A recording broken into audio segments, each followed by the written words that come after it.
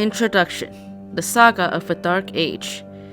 It is a powerfully abiding moment in modern literature. The One Ring, the Dark Lord Sauron's master ring of power, the destruction of which has been the object of an epic quest, falls into the fiery heart of Mount Doom, thus returning to the inferno in which it was forged. The ring is, at last, unmade.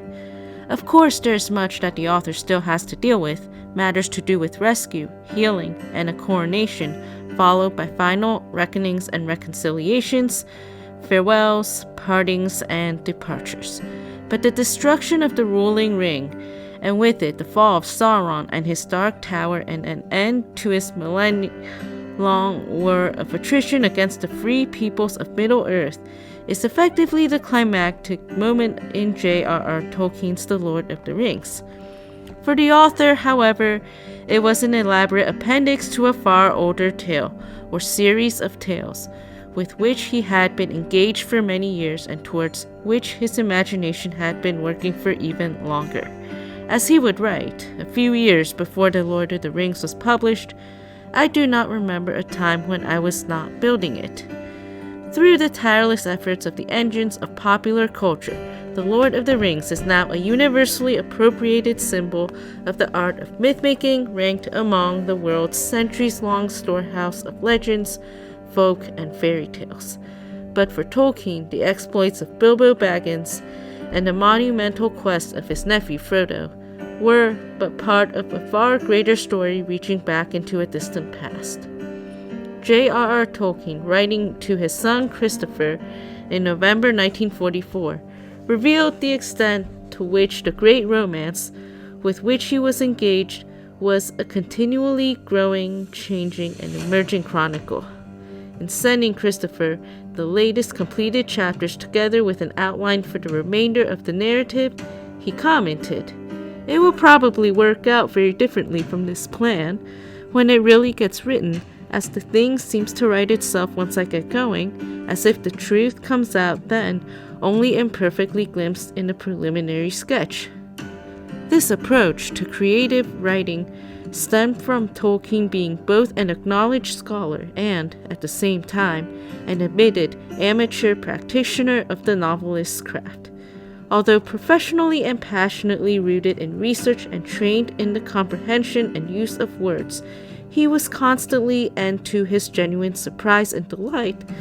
buffeted and redirected by the freewheeling, liberating inspiration of the creative imagination.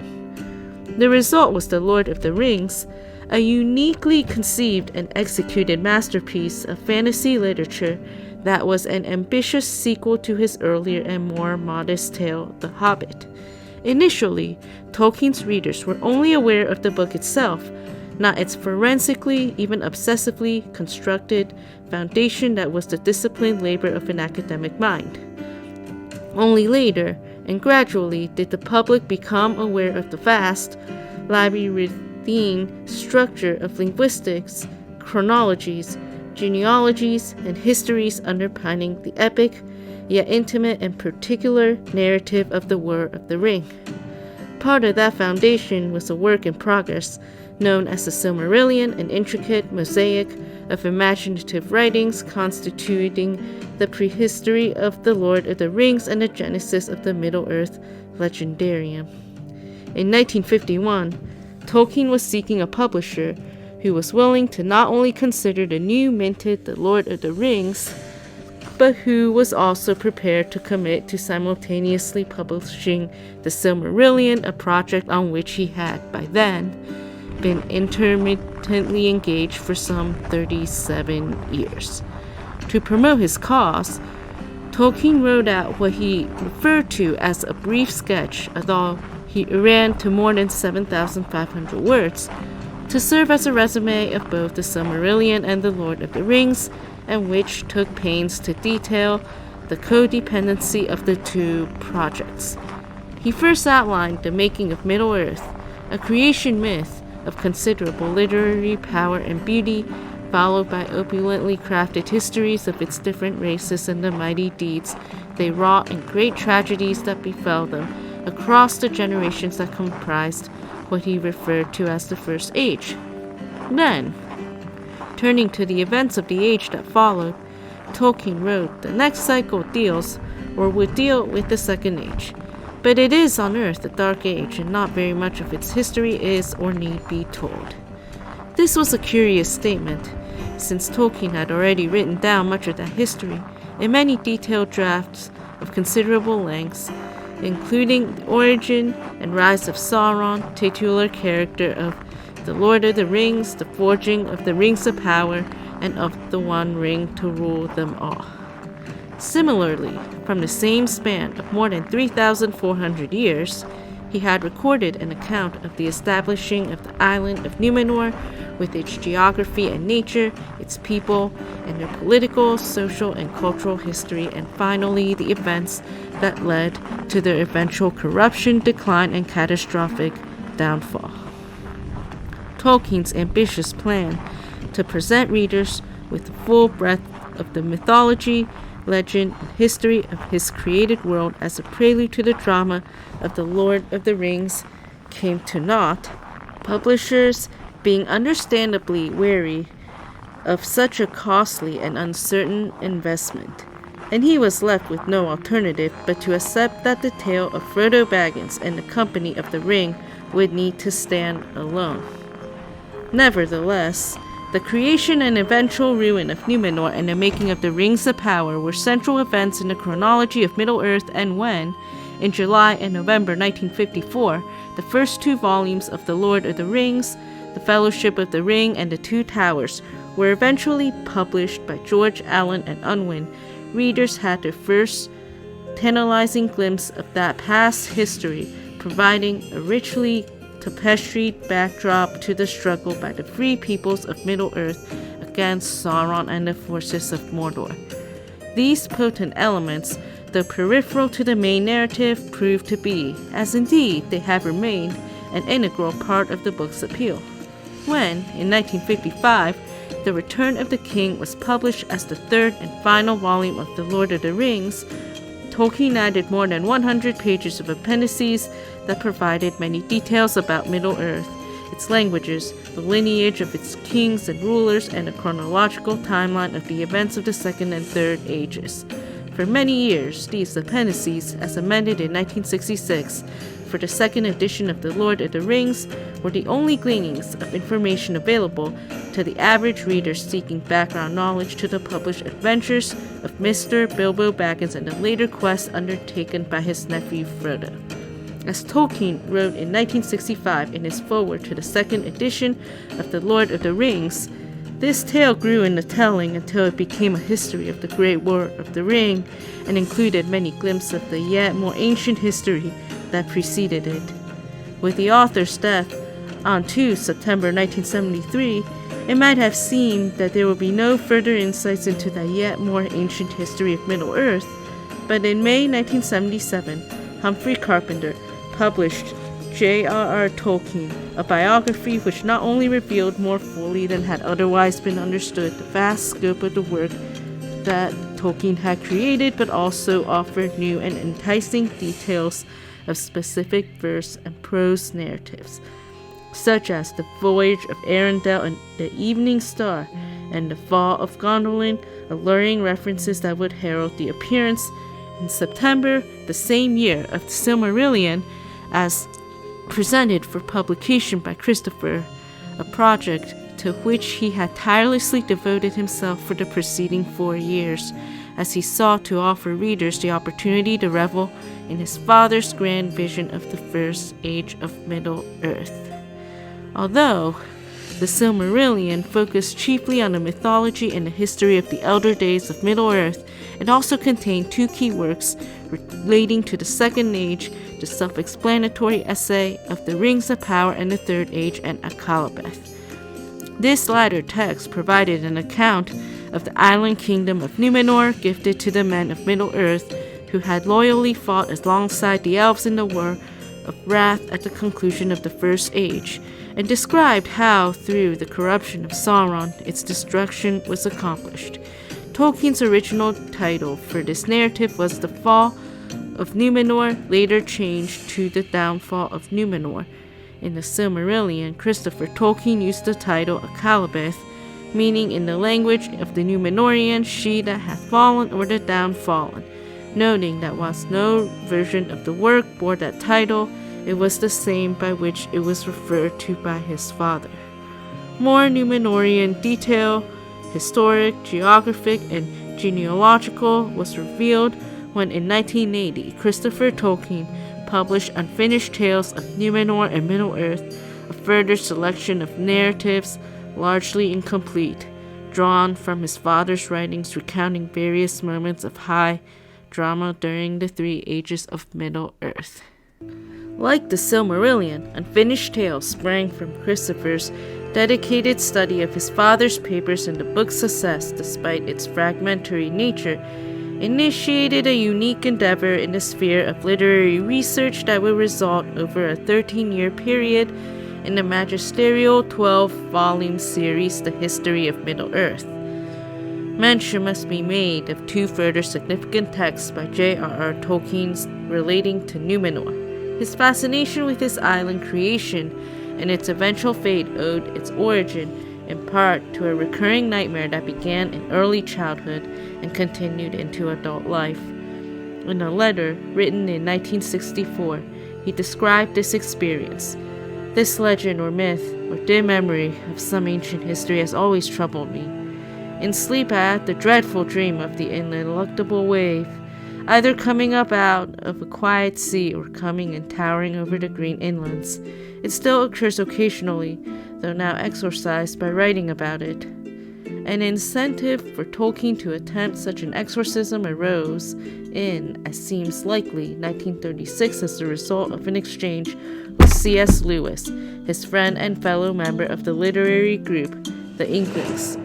Tolkien later recalled, "Lewis said to me one day, 'Tollers, there's too little of what we really like in stories. I am afraid we shall have to try and write some ourselves.' We agreed that he should try space travel and I should try time travel. Lewis would write Out of the Silent Planet, the first of a trilogy using science fiction to allegorically address moral and theological themes. Tolkien's attempt proved less successful. I began, he wrote, an abortive book of time travel, of which the end was to be the presence of my hero in the drowning of Atlantis. This was to be called Númenór, the land in the west. The story was to span many generations of a family, beginning with the father and the son, Edwin and Elwyn, and would trace their ancestry back through time to key characters at the time of Númenór's fall. My effort, he subsequently reflected, after a few promising chapters, ran dry. It was too long a way round what I really wanted to make, a new version of the Atlantis legend. Although Tolkien wrote of what he referred to as his Atlantis complex or Atlantis haunting, obviously acknowledging a link to the fictional island described in Plato's dialogues, he was more directly attracted by the romance of a civilization overtaken by an Atlantean tragedy, something that has exerted its hold on the human imagination across many centuries of popular culture. In Tolkien's interpretation, the cataclysmic sinking of Númenór beneath the waves is followed by the world being reshaped or bent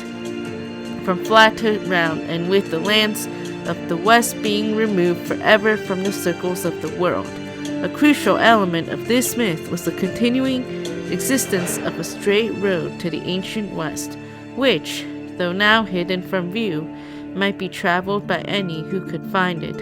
a concept embodied in the proposed title for the book, The Lost Road. The literal rise and fall of Tolkien's island, for it had been initially raised from the sea as a gift to men, was informed not just by Plato's philosophical allegory on the politics of statehood, but also by the Judeo-Christian narrative of the frailty and fallibility of mankind as related in the biblical book of Genesis. This is evident in his description of the downfall of Númenór as the second fall of man, or man rehabilitated but still mortal. It is clear from Christopher Tolkien's detailed study of his father's papers that the tale of the Númenóreans and their fate was conceived in complete harmony with the Silmarillion and the continually developing history of Middle-earth and the natural and supernatural laws to which it was subject. The initial contest with Lewis to write what Tolkien described as an excursionary thriller discovering myth rapidly acquired far greater influence as a component in his legendarium. Indeed, Númenór became a keystone in Tolkien's emerging structure for the events of the Second Age. Although incomplete, Tolkien had shown his publisher the first draft chapters of The Lost Road in 1937, but their discouraging response was that, even if completed, the book was unlikely to find commercial success. In 1945, Tolkien returned to the idea of a separate exploration of a time-traveling Atlantean concept still linked to Middle-earth when he began writing the Notion Club Papers, a planned novel that was to take the fanciful form of a discovery in the then distant year 2012 of assorted papers relating to the meetings of an Oxford literary circle and the attempts of two of their number to experiment with time travel. The Notion Club is a punning reference to the Inklings, a similarly Oxford University-based club of self-confessed amateur writers of fiction of which Tolkien and Lewis were prime movers. The name Inklings had, of course, been cleverly chosen to suggest both ideas and those who are apt to dabble in ink, and Tolkien's choice of the word notion was an obvious synonym for inkling. Furthermore, Tolkien toyed with the idea that some of the characters listed as members of the Notion Club were perhaps fictional portraits of himself and fellow Inklings. At the time of its composition, Tolkien had still to complete The Lord of the Rings, and the Notion Club Papers, like The Lost Road, was eventually abandoned, although not before a considerable part of the book had been drafted and a further considerable investment of time had been spent in creating a Númenórean language, a Dunayan, or in its anglicized form, a Dunang, language of the West. Having returned to and finally completed The Lord of the Rings, Tolkien failed to resume work on the Notion Club Papers due, doubtlessly, to him increasingly focusing his attention on the elder days of Middle-earth. Although the content of The Lost Road and the Notion Club Papers, as planned and partially completed, have an important thematic connection with the Númenórean writings as found in the Silmarillions, Akallabeth, and other posthumously published narratives of the Second Age, they are radically individual in their style and tone, especially in their time-traveling concepts involving partial real-world and future-world settings. Readers wishing to further explore these discrete experiments in the chronicling of the Númenórean concept are encouraged to read 2 volumes of Christopher Tolkien's History of Middle-earth, The Lost Road and Other Writings, in 1987 and Sauron Defeated in 1992, though by way of illustration, an extensive and particularly significant narrative which is taken from The Lost Road and is referred to by Christopher in The Lost Road as the Númenórean chapters is included in this volume in the form of an appendix. Christopher Tolkien died in 2020, aged 95, after a lifetime of intimate involvement with the annals of Middle-earth and a near 50-year career meticulously curating his father's work. The unparalleled scholarly legacy that remained has immeasurably enriched readers' understanding and appreciation of the book that, in 1997, was voted the best-loved work of fiction of the 20th century and which now, via a variety of media, holds an unassailable place in the affections of an international audience. Without Christopher's passion, dedication, and skill, the story of the Second Age of Middle-earth would never have been told.